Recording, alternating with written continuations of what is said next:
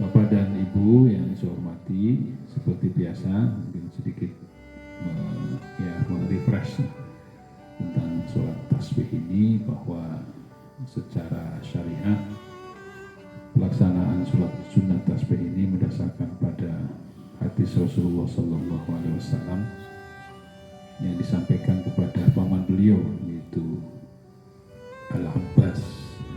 Kata Rasulullah, wahai Al-Abbas, pamanku, jika ingin dosa-dosa yang lalu diampuni, dosa-dosa yang kecil maupun yang besar, yang disengaja maupun yang tidak disengaja, maka lakukanlah sholat 4 rakaat.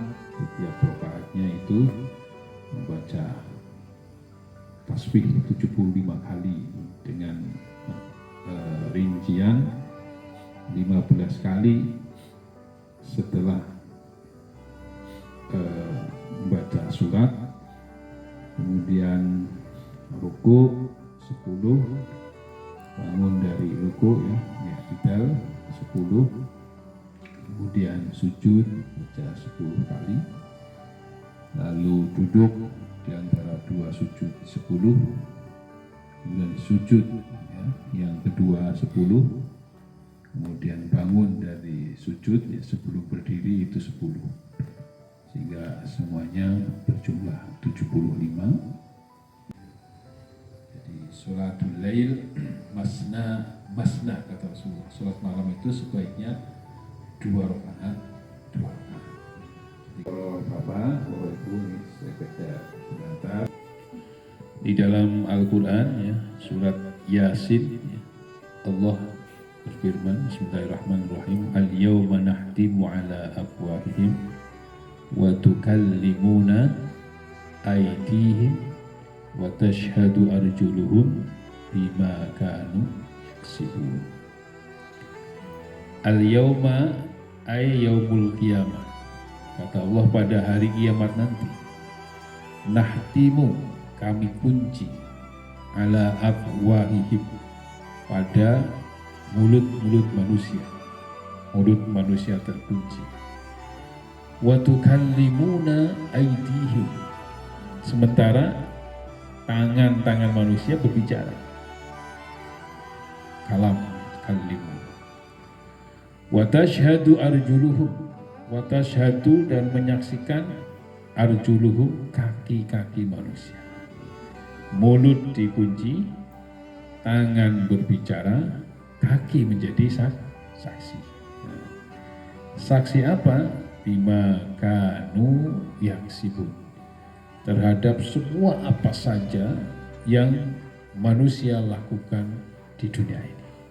Saksinya ini, kaki ini akan menjadi saksi. Saya digerakkan untuk hadir di majelis zikir ini dengan melaksanakan sholat maghrib berjamaah, sholat tasbih, dan sholat isya berjamaah, insya Allah. Yang akan menjadi saksi ini. Niat itu pekerjaan hati. Siapa yang tahu niat? Niatnya orang? Nggak ada kan? Yang tahu niat itu pekerjaan hati ya diri orang itu dengan Allah Subhanahu wa Ta'ala. Kita berniat mau sholat malam tahajud jam, sekarang subuhnya jam kasih ya, jam 4 berapa? Wah, iya, jam 4:03. Berarti ini sholat tahajudnya setengah 4 lah kira-kira ya. Bangunnya setengah 4 atau jam 3 kalau gitu, jam 3 bangun. Niat gitu, rencana. Ternyata 12 gitu. Itu sudah mulai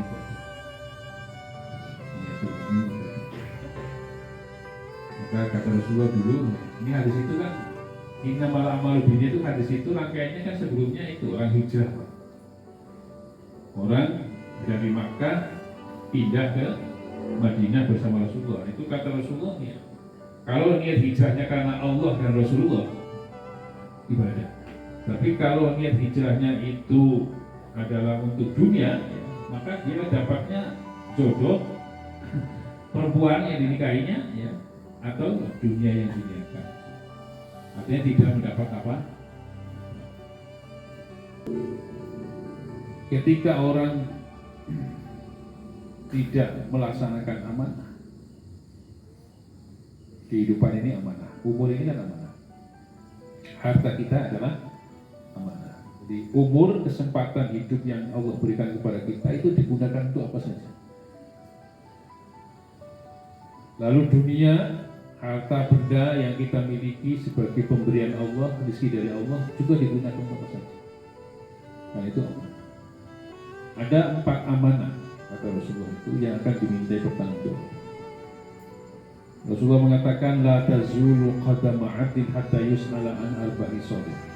Semua orang nanti pada hari kiamat itu pasti akan ditanya 4 hal, tidak akan lepas.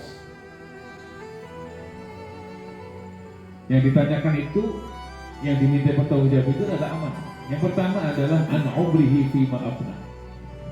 Umur yang Allah berikan kepada kita ini itu digunakan untuk apa saja. Umurnya sudah berapa tahun? Sudah banyak tahun. Sudah banyak tahun. 60, 70, 80. Itu umur itu amanah. Itu nanti digunakan. Dulu hidup di dunia sampai 75 tahun untuk apa saja. Misteri kematian itu soal waktu. Kapan kita mati ada yang tahu? Ada. Lalu apakah matinya ditembak? Nggak tahu juga. Matinya karena sakit? Nggak tahu juga. Nggak tua, nggak muda ya. Yang muda mati ada, yang tua banyak. Pertama umur. Yang kedua itu anjasadi, anggota tubuh kita ini yang tadi surat Yasin tadi itu akan dimintai pertanggungjawaban. Digunakan untuk apa saja. Anjasadihi fi ma'amlah. Nah, yang ketiga adalah ilmu. Wa an ilmihi fi ma'amila bihi. Setiap kita ini kan punya ilmu ya. Ilmu apa? Sembarangan. Setiap kita pasti punya ilmu. Pertanyaannya itu adalah apakah ilmu yang kita miliki itu sudah diamalkan? Fima amil. Jadi sekecil apapun ilmu itu kan ditularkan ya. Balighu anni walau ayat. Sampaikan sesuatu yang datang dariku kata Rasulullah walau ayat dan meskipun satu ayat. Nah, kalau begitu kan setiap kita mubalik. Ya, setiap kita punya tugas sebagai mubalik. Hadisnya balighu, sampaikan. Berarti kita kan harus menjadi mubalik kepada kebenaran, mubalik kepada kebaikan, mubalik pada ilmu pengetahuan kita. Balighu anni walau ayat. Jadi amanah ilmu itu adalah apakah ilmu yang kita miliki, ilmu yang kita ketahui kita amalkan atau tidak. Allah mengancam kabura maqtan 'indallahi an taqulu ma la taf'alun. Adalah dosa besar orang yang punya ilmu tapi dia tidak mengamalkan ilmunya. Maka hubungan, ada relasi, ada hubungan antara ilmu dan amal. Hubungan antara ilmu dan amal. Buah dari ilmu amal. Ilmu itu juga menjadi sumber hidayah, ya.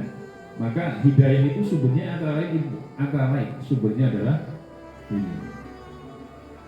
Yang keempat yang akan dimintai pertanggungjawaban adalah wa'an malihi, dari harta benda yang dimilikinya akan ditanya.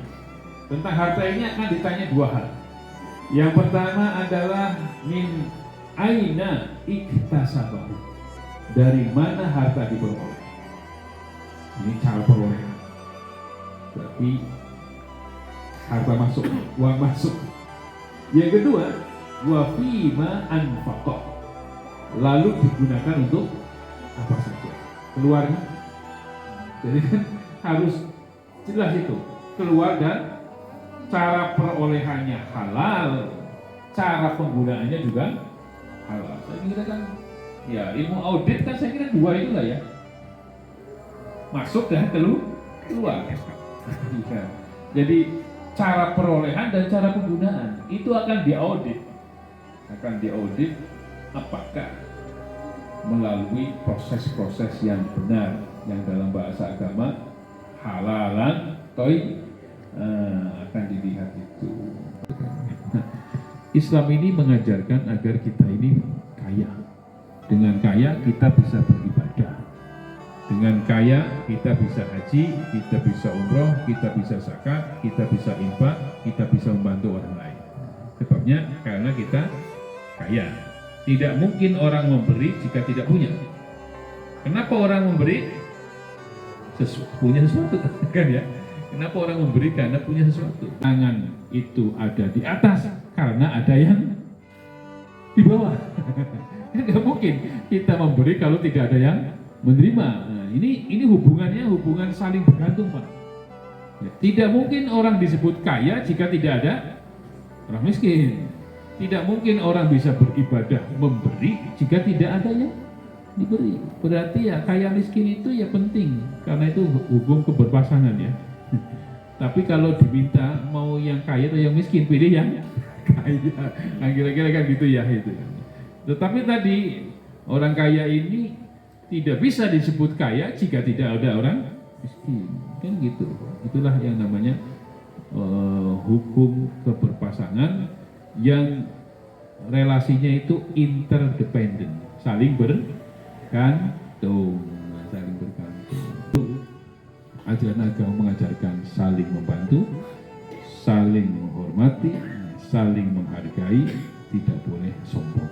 Kenapa? Karena tadi tidak ada orang yang bisa hidup secara sempurna tanpa bantuan orang lain.